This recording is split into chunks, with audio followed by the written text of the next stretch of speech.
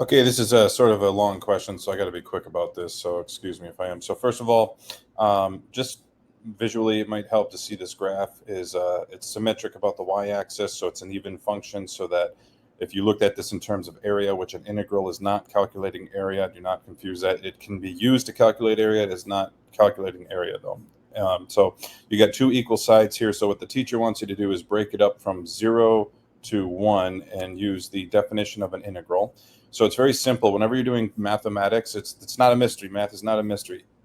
There's an algorithm for everything. It's like getting a table from IKEA or something with instructions. You just got to find the instructions.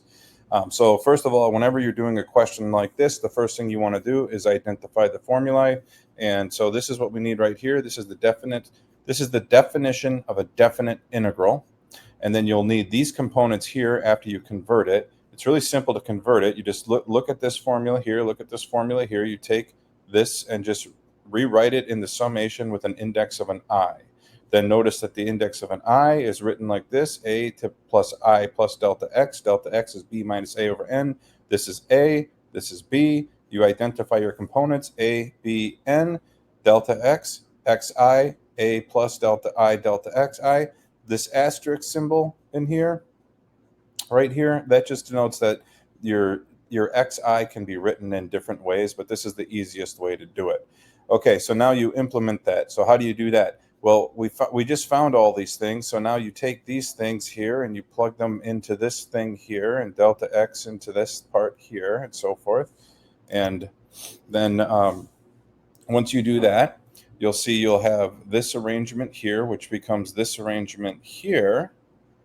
Now you'll need these formulae here, because you can't do this question without these. So then you can separate out the summations using the sum and difference rules.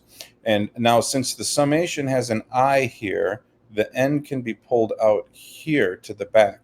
But because the limit has an n, you can't pull the n behind the limit. The limit's operating on the n. So I get this into this position with the 1 over the n using the constant multiple rule, and the 1 over n cubed is pulled out. So now I have I squared. You see that the summation I squared is this right here. Now I plug I rewrite this summation right here as this piece right here. And then the constant, if it's a constant, it's just a constant times the n. And so then I get 1 times n crosses off. I get the limit of 1, that's 1. Now here at the limit, don't stress yourself out by foiling all this out. Let me check my time. I'm halfway through. You can see n times n times n, 2n is 2n cubed. Well, if you remember back with asymptotes and limits in the first semester calculus, you know that if the coefficient of the polynomial has the same degree as it's the ratio of the coefficient of the polynomial if it's the same degree in the numerator and the denominator. So I get 2n cubed plus whatever, who cares, it doesn't matter, over 6n cubed. That gives me 1/3. That gives me 2/3. Now you can use a calculator or basic power rule integration to show that that is indeed equal to 2/3. That is not equal to area. It does equal to area only if you're calculating area. There's a different formula for area. Do not confuse integration with area. If someone asks you what an integral is and you say it's calculating area, you're wrong. It's not. Okay. Part B, even and odd functions, very important. You're going to have some crazy looking integrals on your exam that you're going to be like, how the hell do I solve this? It's very simple because it'll be an even or odd function. You need to evaluate it, and it will be 0. The answer will probably be 0 because it's an odd function. So if it's time for, okay, I'm almost, so even function, odd function, if it's odd, it's 0 from the same limits, opposite.